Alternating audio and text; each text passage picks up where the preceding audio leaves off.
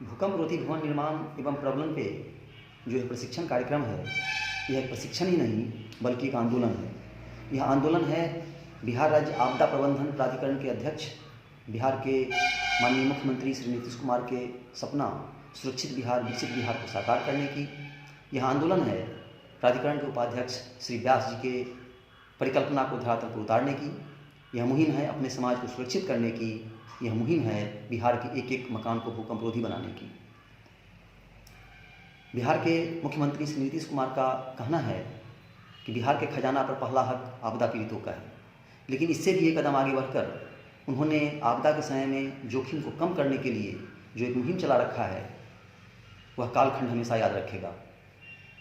इस प्रशिक्षण कार्यक्रम में भारवाहक दीवार वाली संरचना, फ्रेम संरचना को कैसे भूकंप रोधी बनाया जाए, पुरानी मकानों को कैसे भूकंप रोधी बनाया जाए, ग्रीन बिल्डिंग, चक्रवात रोधी मकान, बिल्डिंग बायलॉज संबंधित तमाम जानकारियाँ लोगों को दी जाएगी। भूकंप आपदा पीड़ितों के प्रति माननीय मुख्यमंत्री की जो संवेदना है, मानवीय संवेदना है, उसको मैं सलाम करता हूँ और कहना चाहता हूँ कि है नमन उनको कि जो तकनीक को अमरत्व देकर भूकंप रोधी प्रशिक्षण की जीवित कहानी हो गए हैं। है नमन उनको कि जिनके सामने बौना हिमालय आपदा का प्रबंध करके और मानी हो गए हैं। है नमन उनको।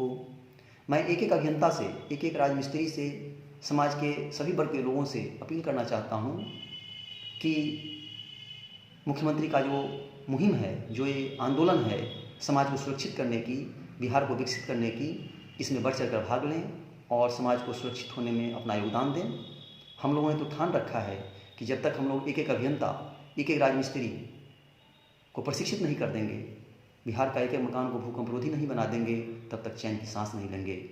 हम लोग हैं ऐसे दीवाने, तकनीक बदल कर मानेंगे, मंजिल को पाने निकले हैं, मंजिल को पाकर मानेंगे।